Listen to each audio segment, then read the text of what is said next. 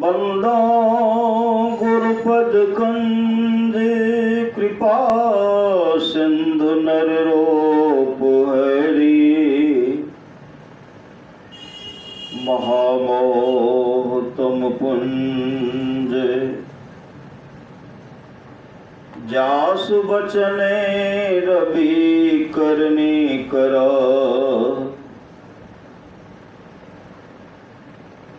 धन्य धन्य सतगुरु सुखदा महिमा कही न जाए। जो कुछ कहूँ तुम्हारी कृपा मोते कछु न बसाए। अव्यक्त रूप में प्रातः स्मरणीय अनंत श्री विभू सिद्ध परम पूज्य पाद सदगुरु महाराज के चरणों में कोटि कोटि नमन।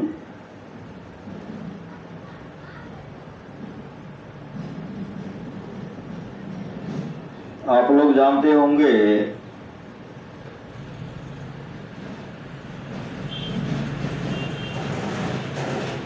दादू दयाल जी महाराज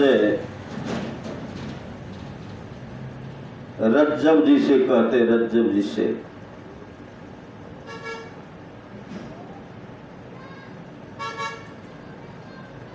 रज्जब जी जा रहे थे शादी करने के लिए, घोड़ा पर सवार थे, मोर पहने हुए थे मोर।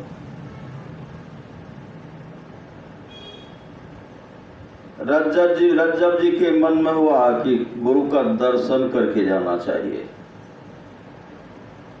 गुरु का दर्शन करके तब जाऊंगा।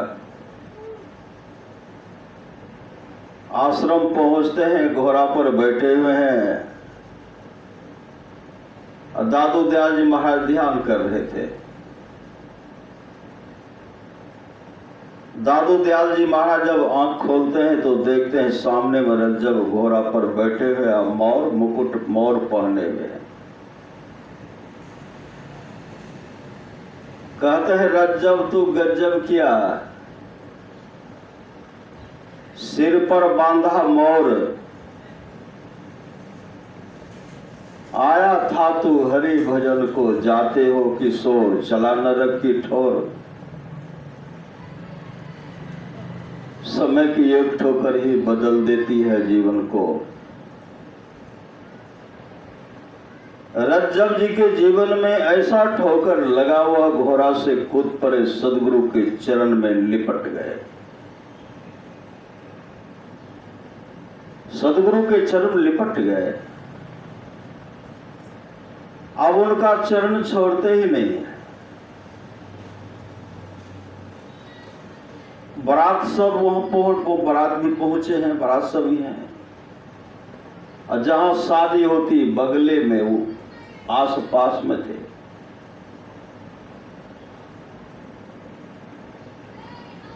तमाम बारातीगण कहते चलिए, जहां शादी होती वहां से भी आकर के कहते चलिए, समय जो है बीत रहा है, समय बीत रहा है,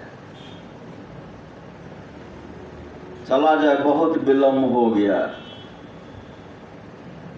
रज्जब जी क्या कहते हैं, हम अब नहीं जाएंगे, हम अब शादी करेंगे ही नहीं। सब आग्रह कर रहे हैं। रज्जब जी अपने छोटे भाई से कहते, भैया तू शादी कर ले, मुझे गुरु के शरण में रहने के लिए दे। गुरु के शरण में रहकर ही हम अपने जीवन को सफल सार्थक कर लेंगे, इसलिए भैया जाओ तुम शादी कर लो। समझा बुझा कर उनको भेजते हैं। भाई शादी कर लिए, रज्जब जी अपने गुरु के चरण में शरण रह करके सत्संग नित्य और ध्यान नित्य संलग्नता के साथ करते हैं। गुरु के प्रति इतने समर्पित थे रज्जब जी संत कबीर ने कहा, तीन लोक नौखंड में गुरु ते बरा न कोय, करता करे न करी सके गुरु करे ते होए। राम कृष्ण सो को बरो तीनों तो गुरु किन्न, तीन लोक के वे धनी जो गुरु आगे अधीन।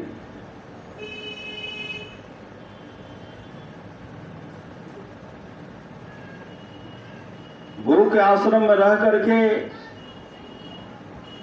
रज्जब जी गुरु का सेवा शुश्रूषा करने लगे। आप लोग जानते होंगे, जब दादू दयाल जी महाराज का शरीर छोटा,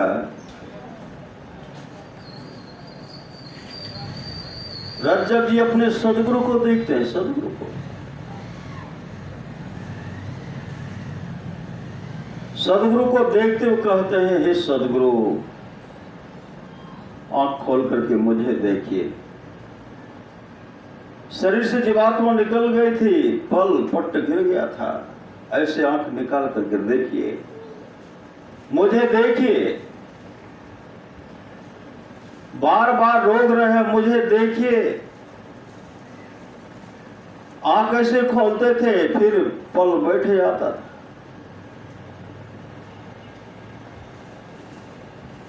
जब देखे कि सदगुरु हमको नहीं देख रहे हैं, उसी समय तमाम भक्त थे, दादू दयाल जी महाराज के तमाम शिष्य बहुत भक्त थे। उसी समय रज्जब जी बोलने लगे, इन आंख से देखना किनको था? इस आंख से तो गुरु को देखना था। इस आंख से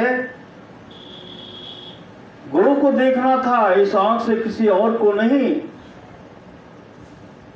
इस आंख से सिर्फ गुरु को ही देखना था। जब गुरु ही सदा के लिए अपनी आंख बंद कर लिए, मैं भी प्रतिज्ञा करता हूं, रज्जब खां प्रतिज्ञा कर ले, रज्जब दास ही प्रतिज्ञा कर लिए, मैं भी प्रतिज्ञा करता हूं, जब तक मैं जीवित रहूंगा इस आंख से किसी दूसरे को नहीं देखूंगा, क्योंकि इस आंख से तो सिर्फ गुरु को देखना था। प्रतिज्ञा कर लिए। जब तक रज्जब जी जीवित रहे तब तक कभी आंख खोले नहीं, क्योंकि गुरुदेव ही आंख बंद कर लिए।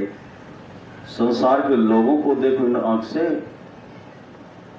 इन आंख से तो गुरु को देखना था। सदा के लिए आंख, अपनी आंख को बंद कर लिए। फकीर निजामुद्दीन के बारे में आप लोग जानते होंगे, उनके बहुत शिष्य थे। अमीर खुसरो भी पहुंचे हुए थे, क्योंकि फकीर निजामुद्दीन ने अपने शिष्य अमीर खुसरो को अपने ही जैसा बना लिए थे। जब फकीर निजामुद्दीन का शरीर छोटा, अमीर खुसरो वहां नहीं थे। अमीर खुसरो वहां नहीं थे। वहां पता लगा, जब आए, देख रहे हैं फकीर निजामुद्दीन का लाश जमीन पर पड़ा हुआ, छत विछत पड़े हुए हैं। और उसी समय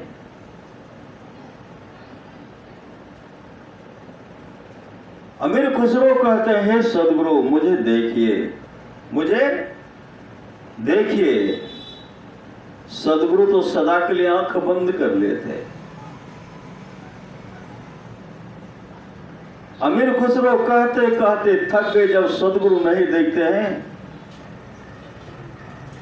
उसी समय अमीर खुसरो कहते हैं, जीना था तो सदगुरु के लिए जीना था। जब सदगुरु ही संसार में नहीं रहे,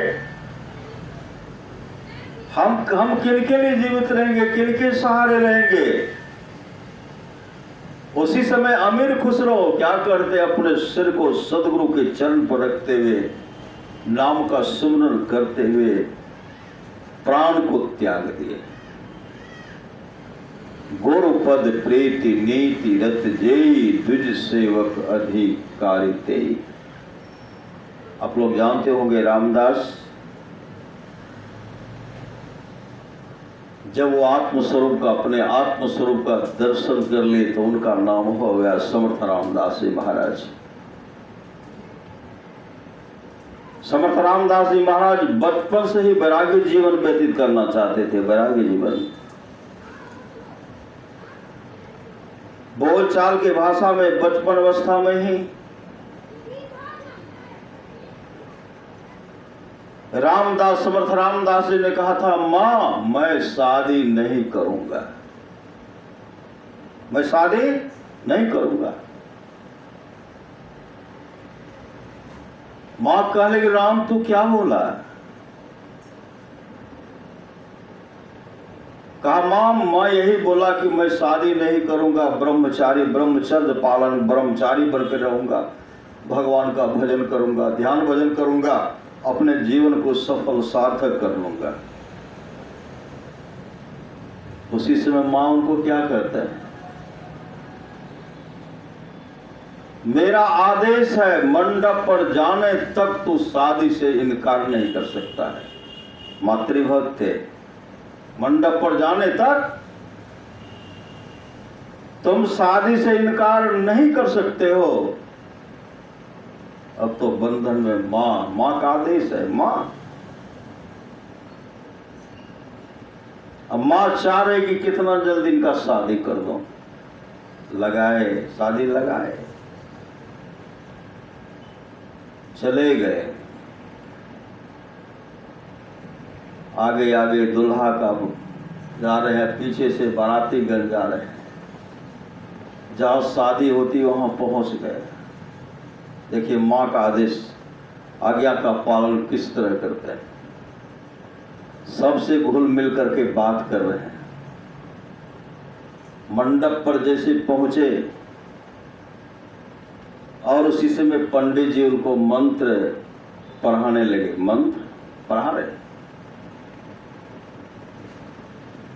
संस्कृत का श्लोक सिर्फ पढ़ाते हैं।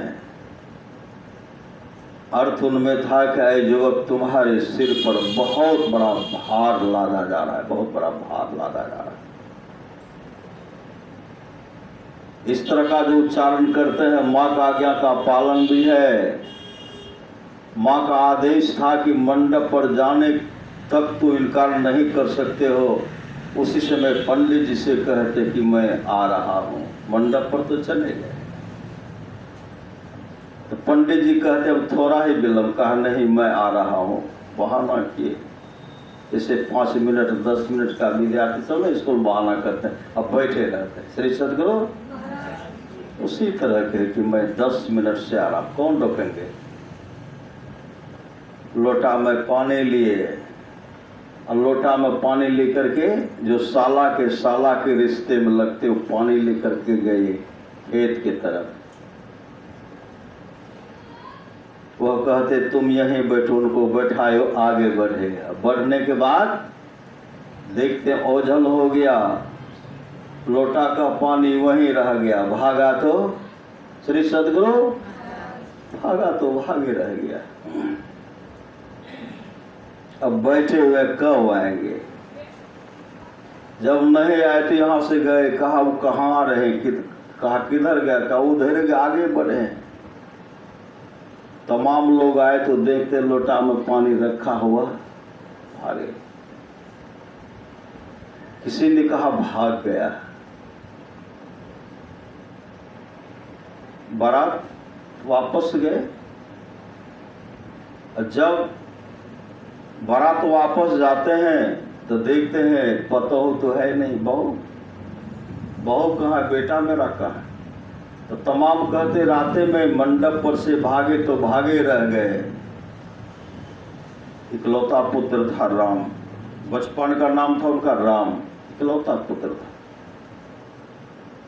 अब माँ उनके याद में आंसू बहा रही है, रो रही, राम मेरा राम, बेटा राम।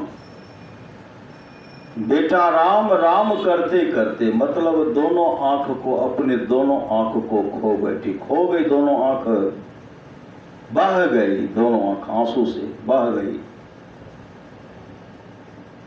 होते होते 12 वर्ष हो गया। 12 वर्ष के बाद उसी इलाके में, उस गांव से कुछ हट करके प्रवचन हो रहा था, उनका प्रवचन हो रहा था।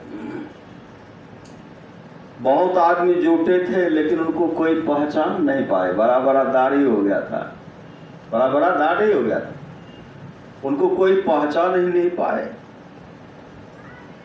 इनके चाचा जी भी गए थे सत्संग में, वो जो बोलते थे उनके मन में वाह कि मेरा राम भी, मेरा भतीजा भी, चेहरा तो एक ही मिलता लेकिन मेरा राम को दाढ़ी नहीं था, इनको तो बड़ा बड़ा दाढ़ी है। मेरे भतीजा, मेरा भतीजा था, उनका नाम था राम, इनका नाम है समर्थ राम।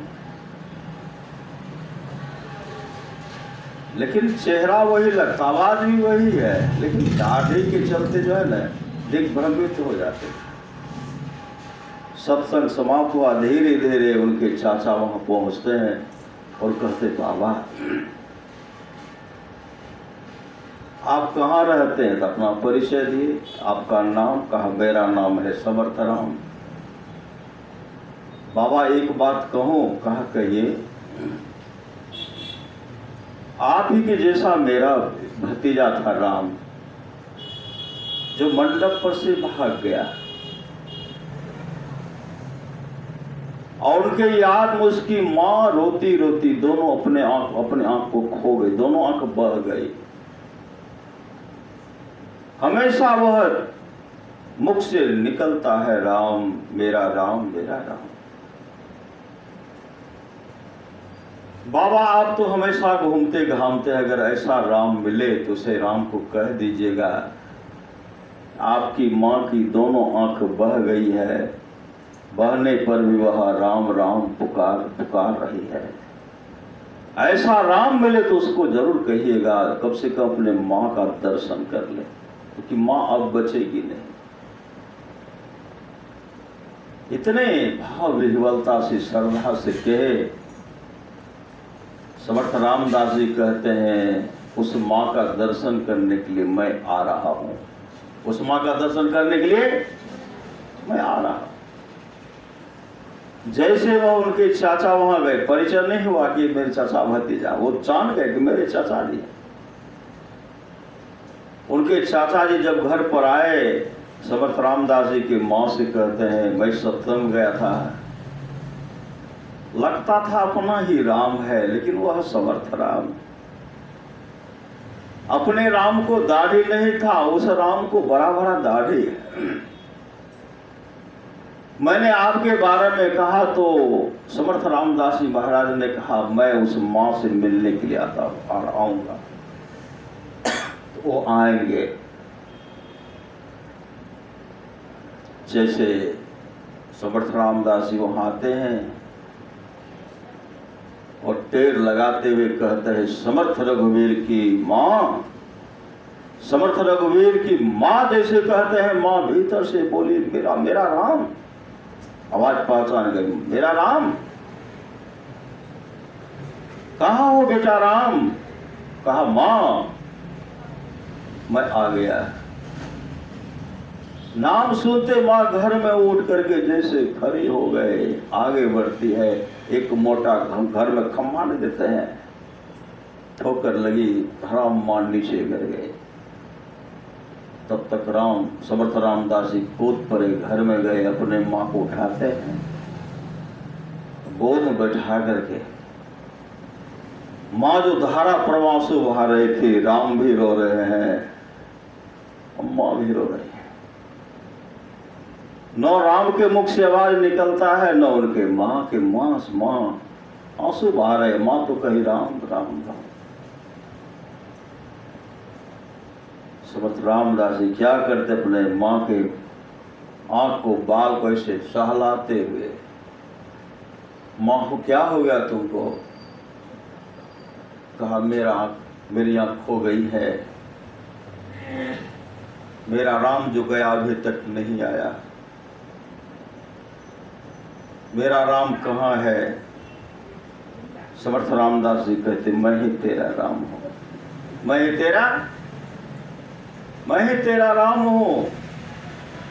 ऐसे माँ ऐसे हाथ बढ़ाती है तो दाढ़ी पर हाथ जाता है, ऐसे दाढ़ी को दे। मेरा राम को दाढ़ी नहीं था, तुमको तो बड़ा बड़ा दाढ़ी हो गया।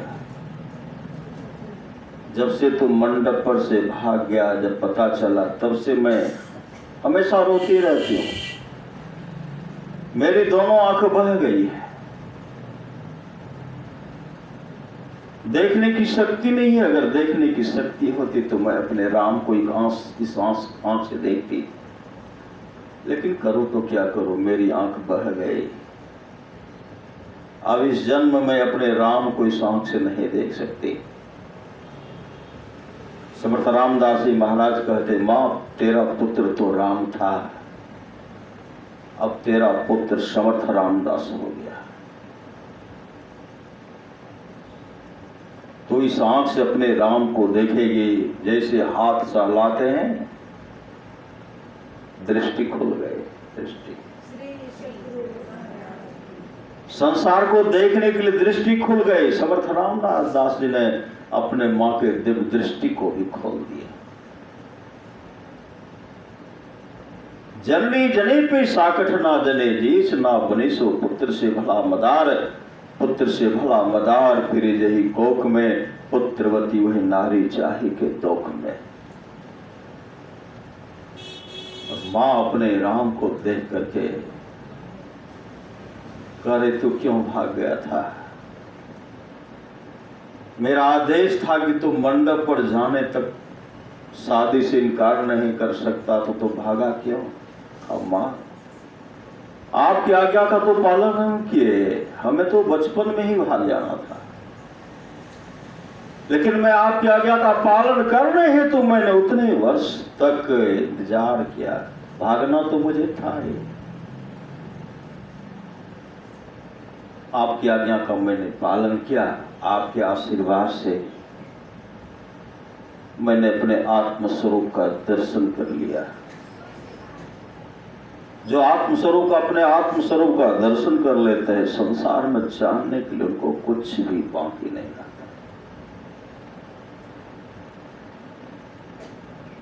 गुरु पद प्रीति नीति रत जेई, द्विज सेवक अधिकारी ते सुन नहीं थे, गिरजा संत समागम समन लाभ कछुआन, बिनु हरि कृपानो होय सो गावे वेद पुराण।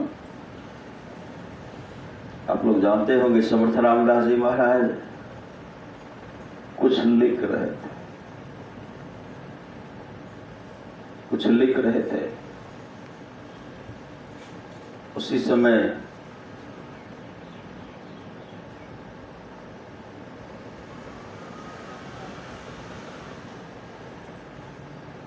एक माई थी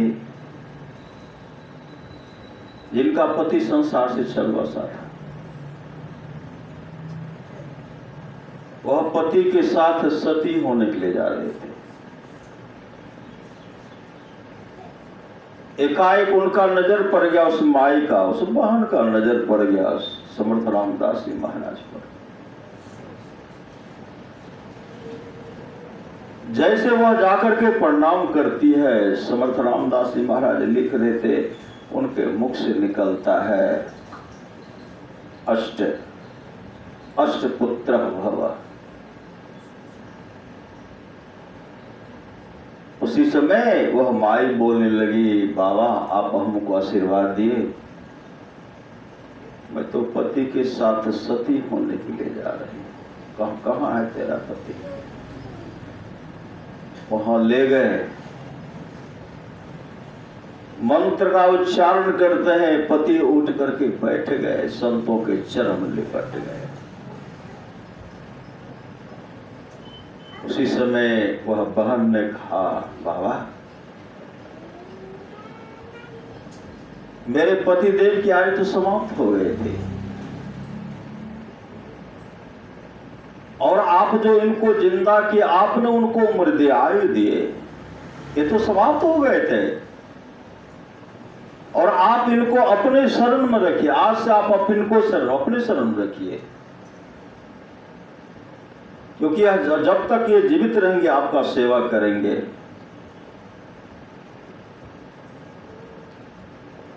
समर्थ रामदास जी महाराज कहते भी नहीं, इस समय पर मैं जो तुम्हें आशीर्वाद दे अष्टपुत्र भव, वह आशीर्वाद भी फलेगा। जाइए घर में रह करके भक्ति भजन कीजिए। गए समय पर एक पुत्र हुआ तो क्या किए, उनको ला के रख दे कहाँ, सदगुरु के चरण में रख दिए। जब सदगुरु के चरण रखते समर्थ रामदास जी महाराज कहते इनको ले जाइए अपने घर पर, इनका पालन पोषण कीजिए। कहा मैं तो इनको चढ़ा दिया, तो चढ़ा दिया तो सदगुरु रखे, उनका नाम रखे उद्धव गोस्वामी। उद्धव गोस्वामी और उद्धव गोस्वामी इतने बड़े सामर्थ्यवान बने, इतने सामर्थ्यवान बने उन गुरु की कृपा से। गुरु के प्रति इतने समर्पित रहा करते थे। उद्धव गोस्वामी भी मोक्ष को प्राप्त किए। मोक्ष को आप लोग जानते होंगे, समर्थ रामदास जी महाराज के बहुत शिष्य थे। राजा महाराजा सम्राट शिवाजी भी उनके शिष्य थे, उनके शिष्य। एक बार जब समर्थ रामदास जी महाराज शिवाजी राव के पास पहुंचे, क्या कहते हैं शिवाजी, भिक्षा दो, भिक्षा भिक्षा। भिक्षा में क्या दिए, कागज का टुकड़ा में लिखा हुआ था तमाम वैभव सदगुरु के चरणों में समर्पित है। तमाम वैभव मेरे राज में जो भी मेरे अंदर में है, तमाम वैभव, तमाम ऐश्वर्य, धन दौलत सदराज पाठ सदगुरु के चरण में समर्पित है।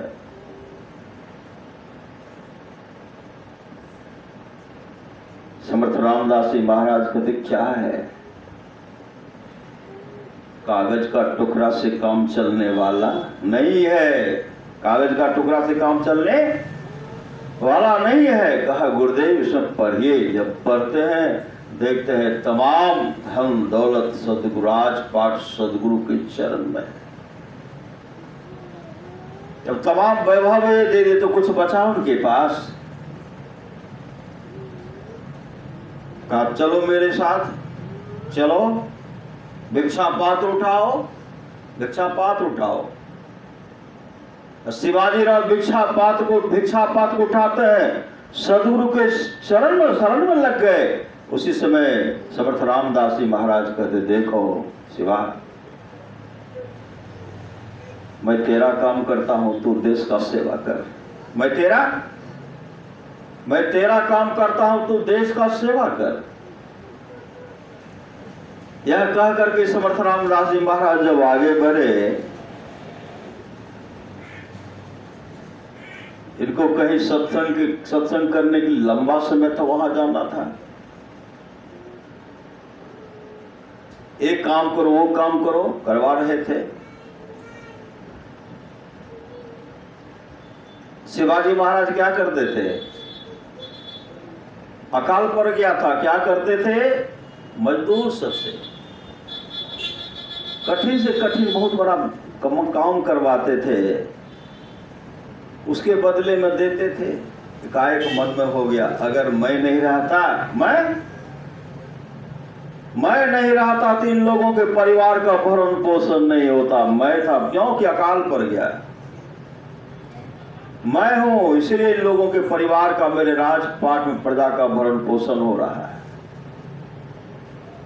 सदगुरु तो कुछ महीने के लिए गए थे, तुरंत वापस आते हैं और मजदूर सबसे काम करवा रहे थे।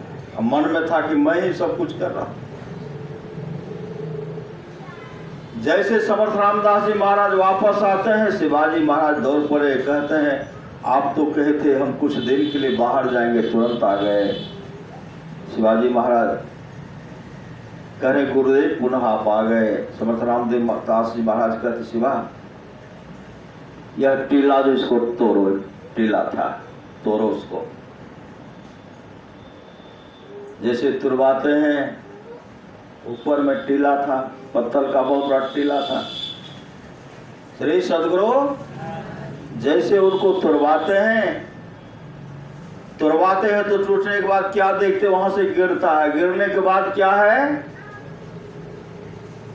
उसमें से कुछ पानी निकला, पानी गिरा, एक मेढक छलांग मार करके नीचे गिरा और मेढक के मुख में भी कुछ चारा था। चारा में, मेढक मुख में चारा।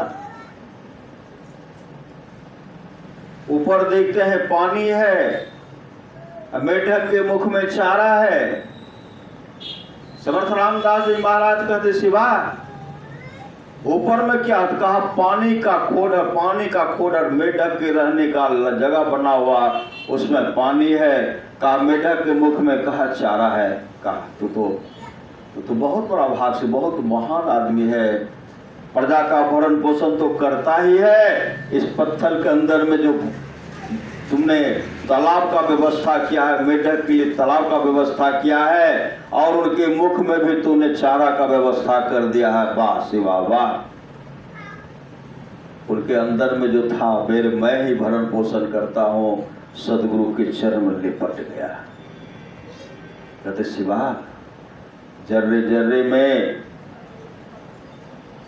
परमात्मा विराजमान है, सबका रक्षा परमात्मा करते हैं। मेढक को तुम ही चारा पानी पहुंचा कर हाथ जोड़, नहीं गुरुदेव तुम ही तालाब बनाया था। कहा नहीं गुरुदेव, तुम ही इनके मुख में चारा दिया। नहीं गुरुदेव। समर्पित गिरजा संत समागम समन लाभ कछुआन, बिनु हरि कृपा न हो सो गावे वेद पुराण। लोग जानते हो गुरु महाराज की कहानी, गुरु महाराज कहानी कहते थे। समर्थ रामदास जी महाराज कई शिष्यों के साथ है, कहाँ जा रहे थे? भ्रमण करते हुए जा रहे थे, और शिष्य सब साथ में था। जोरों की भूख लगी, अपने गुरुदेव से कहते गुरुदेव जोरों की भूख लगी है, जोरों की भूख लगी है। खेत में बाली है, मन करता है तोड़ने का। कहा नहीं, दूसरे का मत तोड़ो, कभी नहीं तोड़ना चाहिए। दूसरे खेत में फसल में हाथ नहीं लगाना चाहिए। इतने भूख से व्याकुल हो गए थे, गिड़गिड़ाने लगे। समर्थ रामदास जी महाराज जाओ, अलग अलग खेत से बालियां तोड़ के लाओ, तोड़ लो। पाँव दियो चलने फिरने को, हाथ दियो हरि यज्ञ करायो, अब मुख दियो प्रभु के गायो, सुंदर साज दियो परमात्मा, पेट दियो बर पाप लगाए। पेट नहीं रहता तो किसी से भेंट नहीं होती। 10-10 मन न मकई उपजाते हैं, न इकट्ठा उपजाते, चलते रहते हैं न। श्री सदगुरु पेट दियो बर पाप अधन, पेट सबसे भेंट घाट होता नहीं होता है। एक काम करो, वो काम करो। तो ब्रह्मा जी बैल को भेजे थे, बैले भूल कर गए। अब बैल अगर भूल नहीं करते तो हम लोग इसमें नहीं पढ़ते। श्री सदगुरु बैल कर गए भूल। बैल से कहा था जाओ मृत्यु लोग, हर जगह जाओ, और मानव जाति को कह दो महीना में एक ही दिन भोजन करेगा, महीना में एक दिन भोजन करेगा। एक दिन भोजन, 29 दिन उपवास करेगा। एक दिन भोजन करता तो 29 दिन तक मस्त रहते, पचवे नहीं करता। श्री सदगुरु बैल आए, निकल गया भूल से। श्री सदगुरु क्या निकल गया कि ब्रह्मा जी का कहना है आप लोग 30 दिन में 29 दिन भोजन करेंगे, एक दिन उपवास रहेंगे। वहां गए, क्या कहा महाराज जो आप कहे थे कह दिए। मैंने उन लोगों को कह दिया 30 दिन में 29 दिन भोजन करना, एक दिन उपवास करना है। ब्रह्मा जी कहते बहेगा कौन, तुम ही को बहना पड़ेगा, जाओ। वही बैल बहते थे, नहीं बहते थे। किसान उपजाओ, गलती हो कि तो सजा, गलती किया तो सजा कौन भुगतेगा, जाओ बहो। 12 फसल उपजा रहे हैं, उनको देते हैं कभी रोटी दल पूरी खीर बना करके देते हैं, गुस्सा देते हैं। श्री सदगुरु भूल किए तो बेचारा उसका सजा भोग रहे हैं, भोग रहे हैं। कर्ज में नर्तन मिला उसको तो बिसरा गया, अशुद्ध का जिक्र किया मूलधन भी खो गया, अधर्म की डिग्री हुई कालपुर की आएगी, जिंदगी अधम तेरी नीलाम कर ली जाएगी। हम लोग जो भूल कर बैठे हुए खाने पीने में काजू किशमिश रस कदम कच्चा पक्का मांस मछली अंडा गंडा, शराब खाने के फिर शराब पीने के फेरे में जो पड़े हुए हैं, यह जो अभी तक भूल किए हुए कहाँ नरक में इतना हथौड़ा पड़ेगा कोई बचाने वाला नहीं, इसलिए सावधान हो जाए। श्री सदगुरु बैल भूल किए आप लोग जानते होंगे। श्री सदगुरु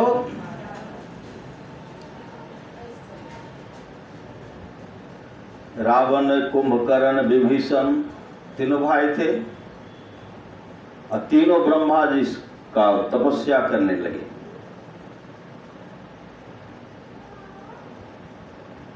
तीनों की तपस्या से ब्रह्मा जी प्रसन्न हो गए। मांगो क्या मांगते हो? तो रावण क्या मांगे? मैं अमर हो जाऊं। ब्रह्मा जी ने कहा अमर होने का आज तक किसी को वरदान नहीं दिया गया है, अमर आप कैसे रह सकते? वह युक्ति हम आपको दे रहे हैं। क्या दिए? तो 5 तीर दिए। कहा जब तक यह तीर सुरक्षित है तब तक आप अमर हैं। अगर तीर का पता किसी के हाथ में लग गया तो आप मर, उस समय आपकी मृत्यु हो जाएगी। इसी से आपकी मृत्यु होगी। अमर यही है आपके हाथ में। फिर भी कहते मैं अमर हूं। मंदोदरी को रखने के लिए दीवार में चुनवा दिए। आप लोग जानते होंगे राम रावण का युद्ध में विभीषण से जब फूट हुआ, भगवान श्री राम को बताते हैं, लक्ष्मण जी को पता लगा मंदोदरी से पूछते हैं। मंदोदरी पूजा कर रहे थे, नहीं कर रहे थे कि मेरे पति युद्ध के मैदान में है, मेरे पुत्र का उम्र अजर अमर हो, तपस्या कर रहे थे।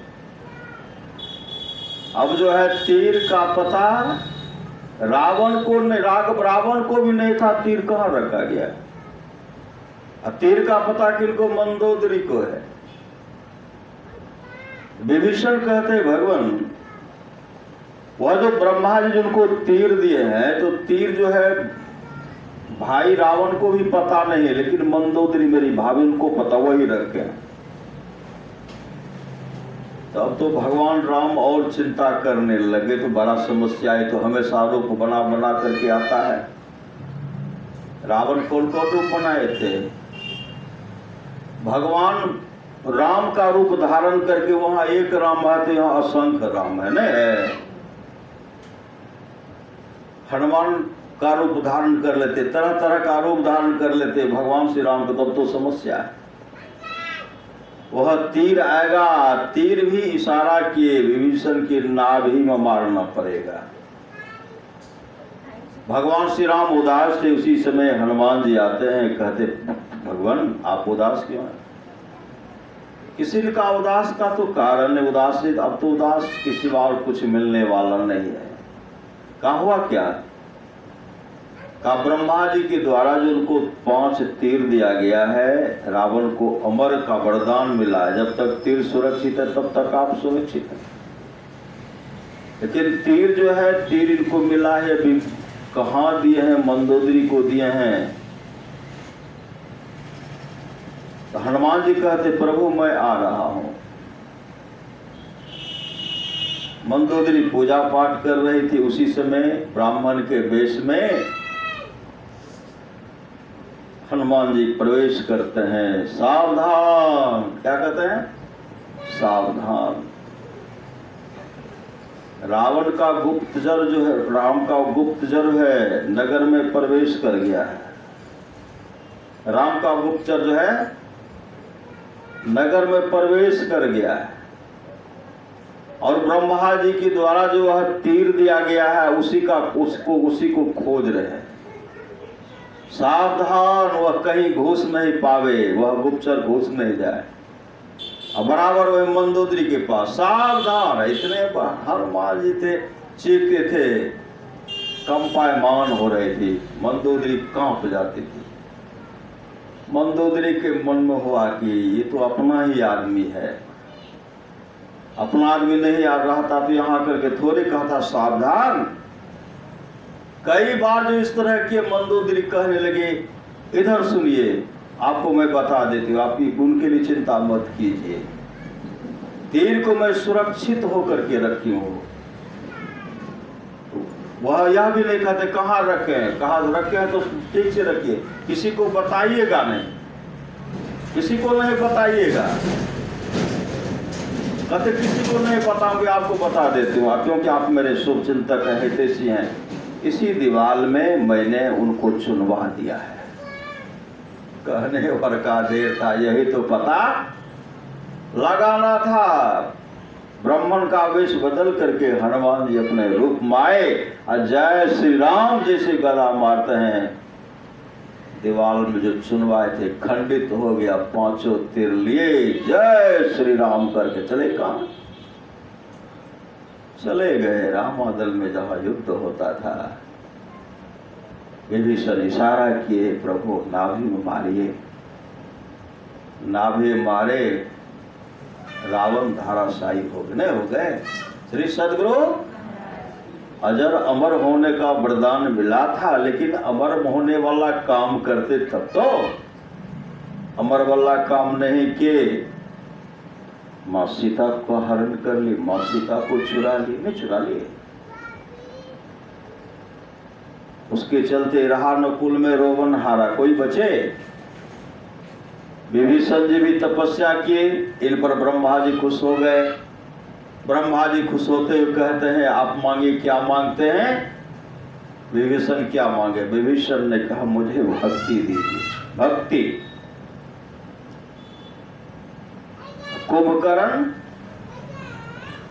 कुंभकर्ण भी तपस्या कर रहे थे। भैया तो अमर होने का वरदान मांग लिए, अरे विभीषण भैया भक्ति मांग लिए, हम तो इंद्रासन मांग लेंगे। इंद्रासन मांगेंगे तो तमाम सबका राजा हम बन जाएंगे। मन में कुविचार आया, और जब मन में कुविचार आया तो देवता सब जान गए कि यह क्या मांगने वाला, यह मांगने वाला इंद्रासन मांगेंगे। सब देवता को परेशान करेंगे, सब देवियां को परेशान करेंगे। तमाम देवता सब मिलकर के गए माँ सरस्वती के पास, देवी आप ही हम तमाम का रक्षा कर सकते हैं, क्योंकि कुंभकर्ण जो है इंद्रासन मांगने वाले हैं। माँ ऐसा कीजिए कि वह इंद्रासन नहीं मांगे। माँ सरस्वती आई और उनके जिह्वा पर बैठ गए। किनके जिह्वा पर? कुंभकर्ण के जिह्वा पर। जैसे बैठती है, मुख से निकालने वाला था इंद्रासन, मुख से निकलता है, भगवान मुझे यही वरदान दीजिए, मुझे निंद्रासन दे दीजिए। निंद्रासन मतलब पूरे सब दिन सोते रह जाओ। श्री सदगुरु सब दिन सो। विभीषण भी सुन रहे थे, रावण भी सुन रहे थे। हम लोग तो वरदान अच्छा मांगे, मेरा भाई मांग लिया निंद्रासन, भगवान इनको क्या लाभ मिला? इतना तपस्या किए, कम से कम इनके लिए विचार कीजिए ना, कुछ हो तो परिवर्तन कीजिए। कहा क्या परिवर्तन करेंगे? या तो जो मांगे ये मस्त कह दे, तब क्या भगवान कोई उपाय कीजिए। कहा ठीक है, 6 महीने में एक बार जगेगा। श्री सदगुरु नहीं होगा, 6 महीना सोए रहेंगे, एक बार जगेंगे। हाँ कम से कम इतना भी किए तो क्या हुआ? खाते थे, खाए खुराका, पहन पोशाका, और जम का बछड़ा पलता है। खाने पीने में जीवन सोते रहते थे, सोते रहते। साई स्वामी जी महाराज कहते, बबुआ उठ के देखा कब के भैल बिहान बा। आलस में बड़ी हानि बाना, दिन बहुते गेले बीत तोरा सुतल निश्चित। न बीत चला है, समय चला गया है, यह समय फिर वापस आने वाला नहीं है। अफसोस मुड मन तो मुद्दत से सो रहा है, सोचान था कि घर में अंधेर हो रहा है। 84 लाख मंजिल तय करके मुश्किलों से जिस घर को तूने ढूंढा उस घर को खो रहा है। शिवाजी महाराज अपने गुरु के समर्पित, भक्ति समर्पित।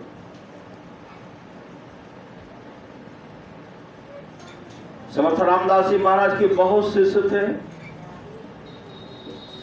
बहुत ऐसे भक्त सब थे, उनके मन में होता था गुरुदेव अधिक शिवाजी महाराज को ही चाहते हैं, शिवाजी महाराज राजा हैं तो उन्हीं को अधिक चाहते हैं। उनके मन के बात को जान गए, समर्थ रामदास जी महाराज उनके मन की बात को जान गए। एक दिन समर्थ रामदास जी महाराज कहते, देखो मुझे जोरों की पेट में, मेरे पेट में जोरों की दर्द हो रही है, इसके लिए दवाई का व्यवस्था करो।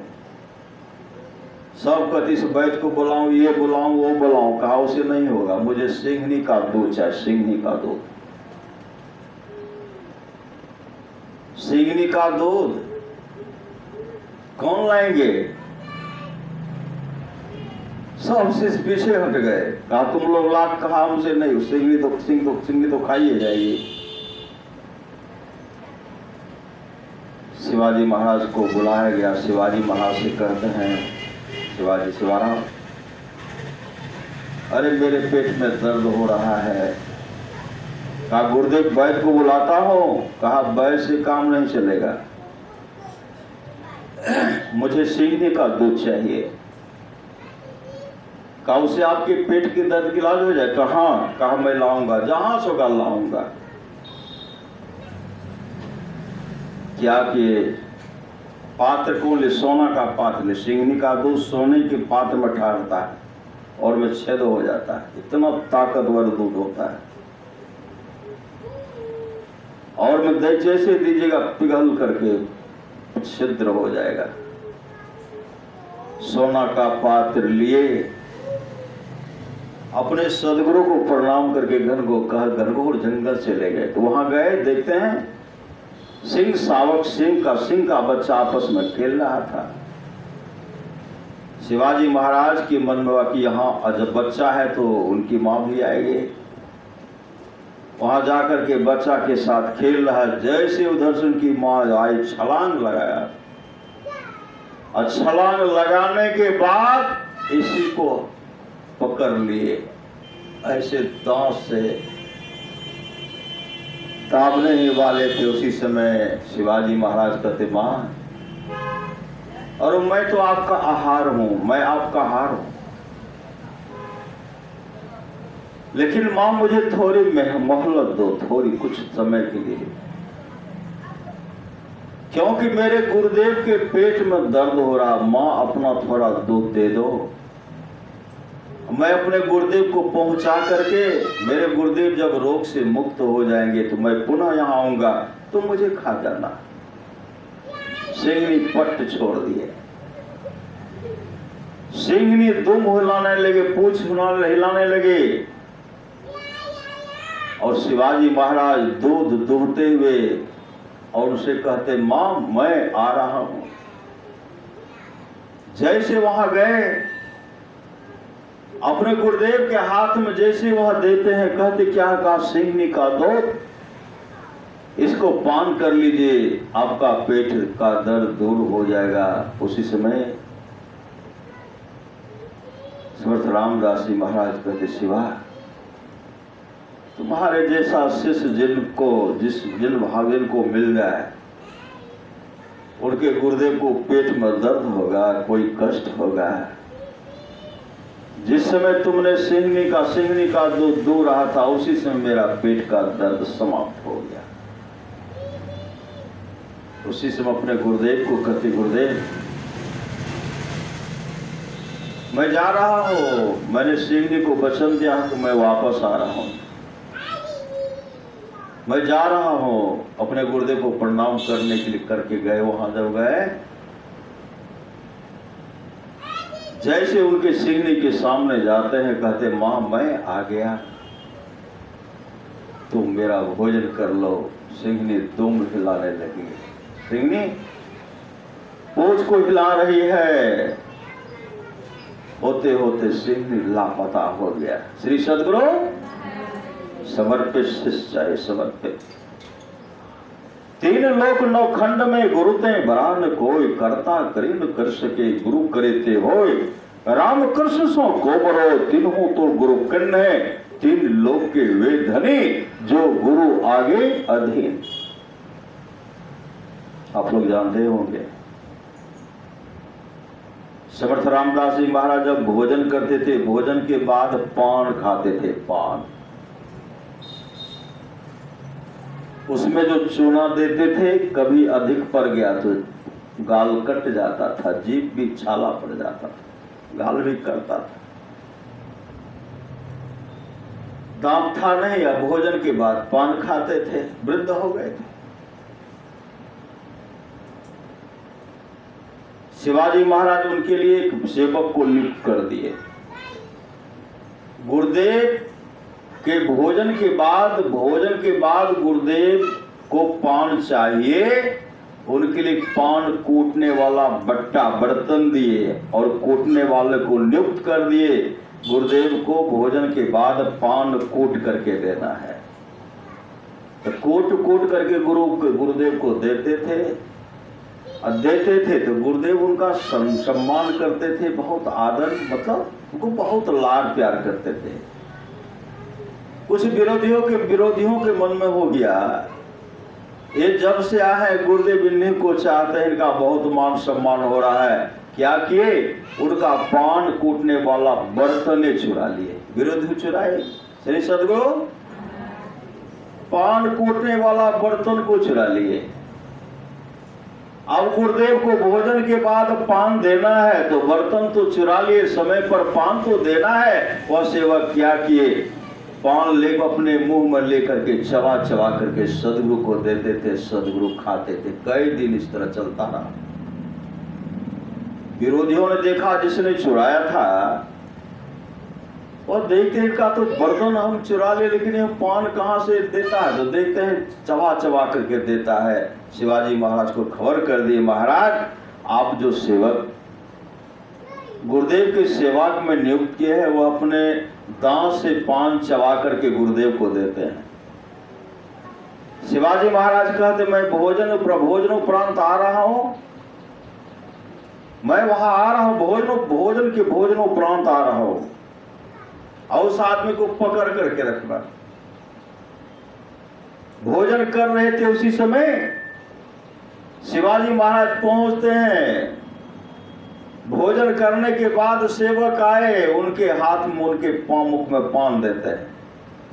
पान खाए, चबा रहे हैं, अब फिर दूसरा चबाने लगे।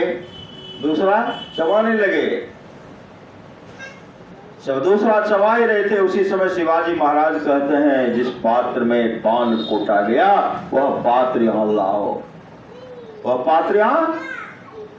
लाओ, वह सेवक क्या करते आए, दौड़ करके हाथ में तलवार है। उधर शिवाजी महाराज हैं, इधर सदगुरु बैठे हुए हैं। उसी समय नाम का सो कहा, पात्र जमा करो, पात्र यहां जमा करो। कहने भर का देर था। उसी समय नाम का स्मरण करते हुए तलवार जो अपने तलवार का प्रहार अपने गले पर करते हैं, नाम का स्मरण करते हुए तलवार से गला पर प्रहार करते हैं। गला कट करके उस सेवक शिष्य के हाथ में आता है, हाथ से गिरधक करके सदगुरु के गोद में गिर जाता है। और धड़ जो है तमाम धरती पर गिर जाता है, और सिर कहाँ है? सदगुरु के गोद में है। जैसे गिरता उसी समय समर्थ रामदास जी महाराज उनके मुख से पान निकाल करके चौ से खाने लगे, चबा करके खा रहे हैं। इधर सिर हाथ में, उधर धड़ अलग है। शिवाजी महाराज जब देखे गुरु और शिष्य के प्रेम को देखे। उसी समय शिवाजी महाराज ने कहा मैं अच्छा नहीं किया। अरे गुरु तो भगवान तो भाव के भूखे होते हैं, गुरुदेव तो भाव के भूखे होते हैं, लेकिन इनके बीच में मैंने भाव को तोड़ा, प्रेम को तोड़ा, मैं बहुत बड़ी गलती कर दी। शिवाजी महाराज उस समय पश्चाताप कर रहे हैं। उसी समय सिर तो सदगुरु के गोद में है, उठाए, सिर को उठा करके धर नीचे पड़ा हुआ था उसमें जोड़ते हैं और समर्थ रामदास जी महाराज कहते हैं ओठ, जैसे कहते ओठ, उठ करके खड़े हो गए, सदगुरु के चरण में लिपट गए। भजमन सतगुरु दयाल काटे जम जाला। जम के जाल को काटने वाले सामर्थ्यवान सदगुरु हैं। बिना गुरु की कृपा पाए नहीं जीवन उधारा है। फंसी सुरती आई हम फांसे, अयम सुध आपने नासे, भाई भव शोक की बासे, कठिन चाहते उधारा है। गुरु ही तू है, गुरु पे तू है, गुरु ही जीव के बितु है। गुरु सम कोई नहीं दूजा, जो जीवों को उधारा है। गुरु की नित्य कर पूजा, जगत इन सम नहीं दूजा, मैं को आन नहीं सूझा, फकत गुरु ही आधारा है। गुरु के प्रति समर्पण होना चाहिए। गुरु पद प्रीति नीति रत जेई, द्विज सेवक अधिकारी तेई। गुरु के प्रति समर्पण होइए, सत्संग नित्य और ध्यान नित्य कीजिए। तल्लकता के साथ सत्संग नित्य और ध्यान नित्य करते हुए इहलोक परलोक को दोनों मंगलमय बना लीजिए। इसके लिए सत्संग की बहुत बड़ी आवश्यकता है। भगवान श्री राम कहते भगति सुतंत्र सकल सुख, खाने अबीनो सत्संग पावे प्राणे। सुने थे गिरजा संत समागम समन लाभ को छुआन, बिनो हरि कृपा न होय सो गावे वेद पुराण। सोई सर्वज्ञ गुणी सोई ज्ञाता, सोई महि मंडित पंडित दाता। धर्म परायण सोई कुल त्राता, राम चरण जाकर मन राता।